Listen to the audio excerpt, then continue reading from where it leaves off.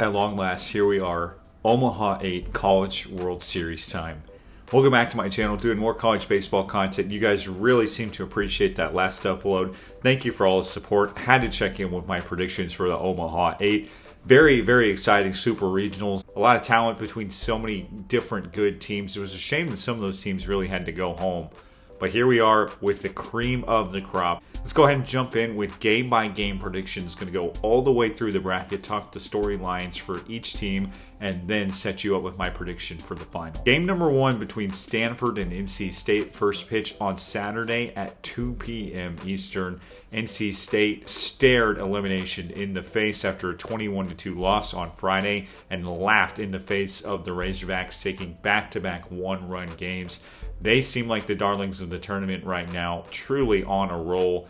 Stanford, though, took it to another level in the Lubbock Regional, absolutely stomping all over Texas Tech. The Red Raiders really didn't even have a fight at all in either one of those games. They are the hotter team right now. Got to give Stanford a little bit of an edge, but shout out to NC State. What an incredible story for them to get to Omaha after starting the season number 13 in the preseason top 25 and falling off a bit in ACC play. But wow, what a story. All right, game number 2 in a matchup of two schools that a lot of people are picking to make it to the final. Vanderbilt and Arizona. Kumar Rocker and Jack Leiter versus Garrett Irvin and Arizona's touted offense. Boy, the Wildcats look good in that super regional. Ole Miss gave them a great fight and set it to a 3-game series, but Arizona really just opened up the door and ran away with it in that game number 3 in a blowout win. They should have enough to win a game this weekend, but as I mentioned in the last video, it's so hard for me to pick against Vanderbilt's pitching when you've got Kumar Rocker and Jack Leiter at the top. I like the Commodores in their game number 1. All right, then on Sunday, game number 3, 2 p.m. Eastern, Tennessee takes on Virginia in a battle of the Orange. Virginia did enough to get by Dallas Baptist, go-ahead grand slam in the 7th inning. They won 2 games in a row after staring elimination again in the face. Tennessee, though, looked like it just took care of business. 15-6, the win in an elimination game. That just looked routine for the Vols. Drew Gilbert looked great. They've got a lot of support right now. Pitching staff is stacked high. Tennessee, got to give them credit. They were pushing the chips all in on this year, and sure enough, you look up and they're in Omaha. Definitely like the Vols to take this game. Game number 4, Texas takes on Mississippi State, 7 p.m. Eastern on Sunday. Really like what I saw from both of these teams in the Super Regional. Texas got a bit of a scare in that game number 1, had to rally for a win after South Florida continued their incredible rise and nearly topped the Longhorns in Austin in that game number 1. But again, Ty Madden and the Horns were enough to get by in a 2-game set thanks to that blowout win in game number 2. Mississippi State, on the other hand, also had to come back in that game number 1, and then in game number 2, they took it with authority. The Bulldogs, again, they just looked like they were taking care of business in that super regional round. The rubber is going to hit the road here. For me, it's a matter of what kind of depth does Mississippi State have behind the top of its rotation. How does it stack up against Ty Madden and the UT offense? Really like what I saw from Tanner Allen, a lot of deep home runs in that series. I like Mississippi State to take this game number 1. And now we move into the interesting part of the bracket. So the hypotheticals based off what I predicted. Game number 1 loser would be NC State taking on the game number 2 loser, which would be Arizona. And again, congrats to NC State on such a great year, but Arizona, behind that powerful offense, probably will have enough to get by.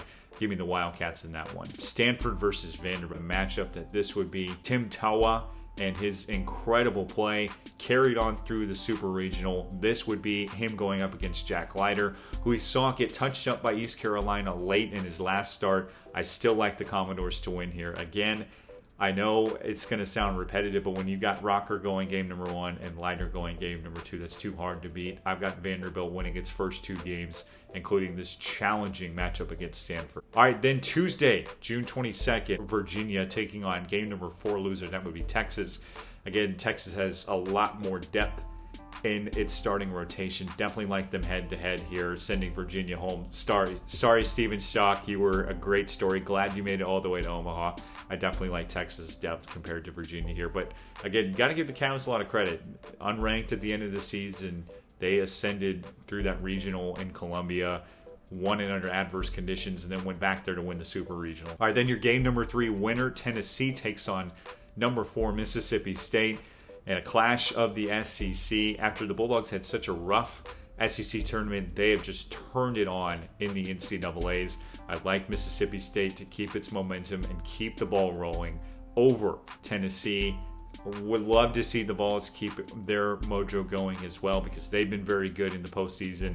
This is a very, very hard game to pick, but I do like Mississippi State winning this game, number 8. All right, so after this point, that's when you work in the double elimination game, so it starts to get a little bit in the weeds here. But let me cut to the chase and give you my bracket 1 winner and my bracket 2 winner. You probably figured out eventually I do have Vanderbilt coming out of bracket number 1 and working their way into the College World Series final.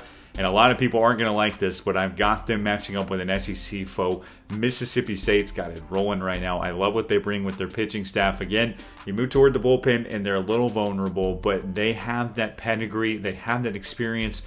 A lot of Omaha caliber play over the past couple seasons. I think that it's going to come to a head, but in the end, I do think that Vanderbilt has enough top to bottom. Love what they bring behind the plate with CJ Rodriguez. Well, Tim Corbin has these guys ready to win. They remember the taste of that Omaha glory, and they've been through the trials, the several weeks in a hotel room, the grind to get through a regional, to get through a super regional, and go on to Omaha. I like Vandy to take the College World Series. Tell me who you've got coming out of the side 1 of your bracket and side number 2. What do you think about my prediction of Vanderbilt versus Mississippi State? And tell me which matchup you're potentially looking forward to throughout the next couple weeks in Omaha the most. But for now, thanks you guys so much for supporting my channel. Be sure to check out other baseball content on my channel, including Out of the Park Baseball 22. Let me know future video ideas. And for now, I'll see you in the next one.